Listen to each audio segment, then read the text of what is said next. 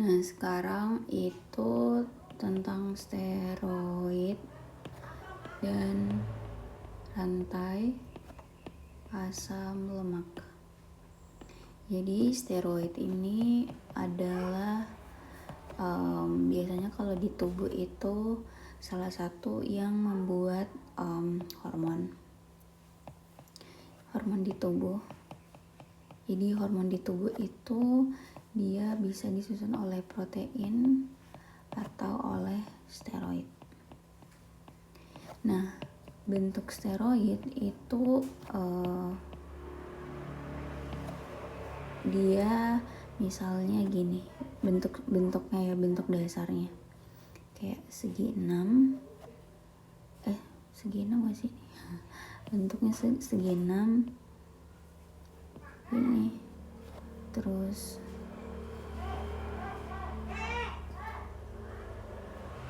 nah jadi segi 6 terus segi 6 segi 5 gitu ya. Dan biasanya ini tuh sebenarnya ada C dan H gitu. Nah, contohnya kalau steroid itu ada yang namanya hormon di tubuh kita, yaitu estrogen. Estrogen itu banyaknya di female ya, atau di perempuan. Jadi dia gini,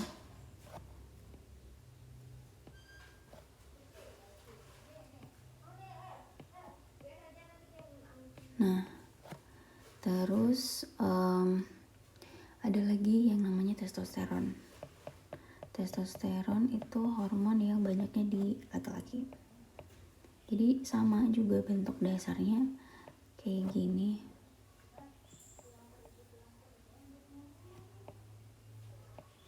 Terus ada lagi kolesterol. Kolesterol ini biasanya untuk stabilitas membran, dan banyak yang menakuti kolesterol karena ya banyak penyakit yang ditimbulkan kalau kelebihan kolesterol.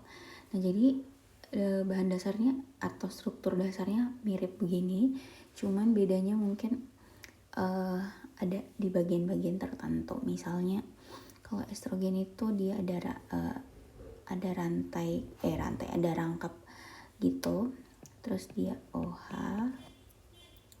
terus di sininya CH3 dan di sininya O gitu. Terus kalau yang testosteron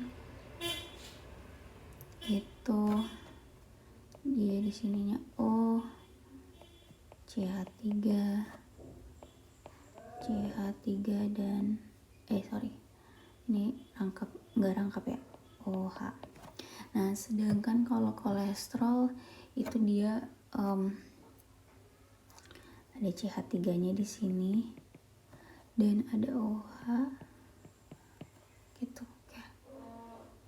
Terus di sini ada rangkap dan dia nanti kayak gini. Jadi banyak asam lemaknya yang di bagian sini gitu ya. Nah, gitu. Jadi panjang sebenarnya. Jadi kayak gini ya. Jadi intinya kalau misalnya dia gambarnya ada segi 6, dan segi 5, ini berarti ada hubungannya dengan kolesterol gitu aja untuk membedakan. Nah, sekarang ke rantai asam lemak. Rantai asam lemak ini adalah untuk membedakan. Biasanya kalau di produk-produk makanan itu ada yang namanya asam lemak jenuh ya, asam lemak jenuh dan asam lemak tidak jenuh, atau kalau jenuh itu saturated dan unsaturated gitu. Nah, kalau asam lemak jenuh itu biasanya kurang sehat untuk tubuh dibandingkan kalau yang asam lemak tidak jenuh. Biasanya kalau yang asam lemak jenuh itu di daging hewan, kalau yang lebih sehat itu biasanya di tumbuhan ya. Nah, ini tuh mengacu pada rantai C-nya. C itu kan dia ada 4 tangannya ya. Nah, gitu. Ya, kalau dia C di rantai asam lemaknya itu berikatan penuh dengan kayak gini gitu ya. Ada 4. Terus misalnya ada H, H, dan H. Nah, ini tuh disebutnya sebagai asam lemak jenuh. Atau maksudnya tuh C ini tuh full, atau tangannya tuh penuh untuk ngikat H gitu ya. Jadi 4 tangannya itu penuh gitu untuk ngikat. Sementara kalau yang unsaturated itu dia misalnya C-nya itu atau misalnya kayak gini aja kali ya. Dia itu berikatan dengan C gitu. Nah, ini yang disebut sebagai rantai asam lemak jenuh.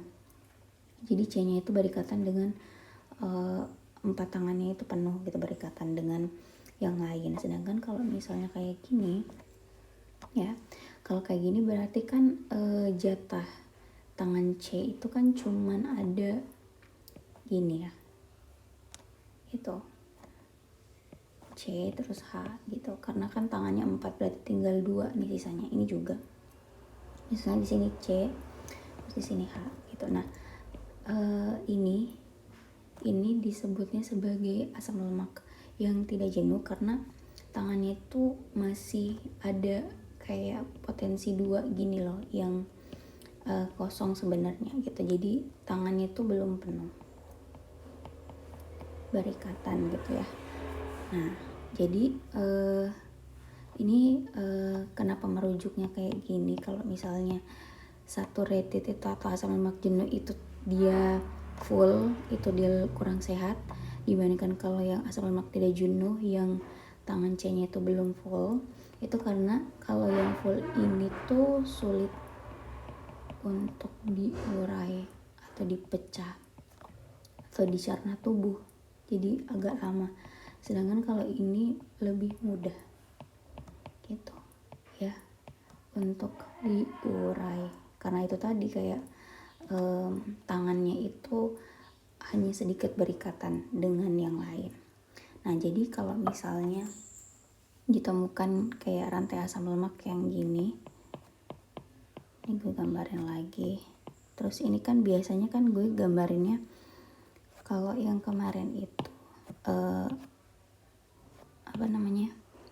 dia kayak gini ya, CH3. Tapi kalau mau diuraikan misalnya gini, OH, C, C, C, C gitu ya, sampai misalnya CH3.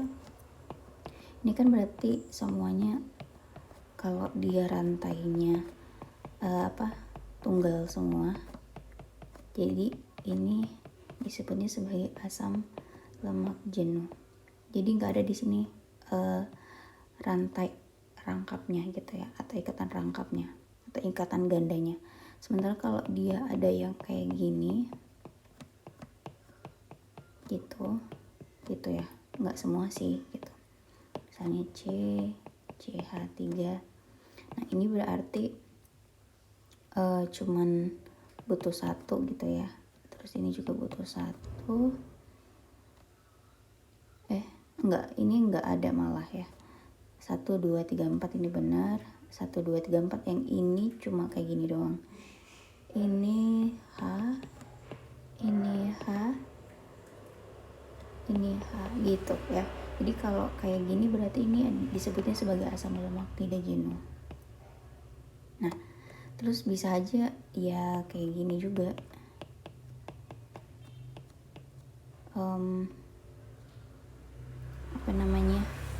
Ya kalau kayak gini ya bisa pokoknya macam-macam lah bentuknya gitu ya. Jadi intinya dia juga bisa rangkap 3 lah ya, bisa aja gitu. Nah, jadi lebih sehat untuk asam lemak yang tidak jenuh atau ada yang rangkap. Nah, terus biasanya kalau di produk makanan itu ada yang namanya dia asam lemak tidak jenuh omega 3. Omega 3 ini tuh merujuk pada ya tentunya dia lebih sehat gitu ya. Rantai C yang rangkapnya itu urutan ketiga gitu ya, misalnya kalau ini berarti rangkap 2 gitu, omega 2 yang ini, karena dia urutannya ada di 1, 2 gitu di sini gitu. Jadi biar nggak bingung dan lebih mudah juga kita ngebaca produk-produk makanan ya gitu. Itu gunanya sih kita belajar steroid dan rantai asam lemak.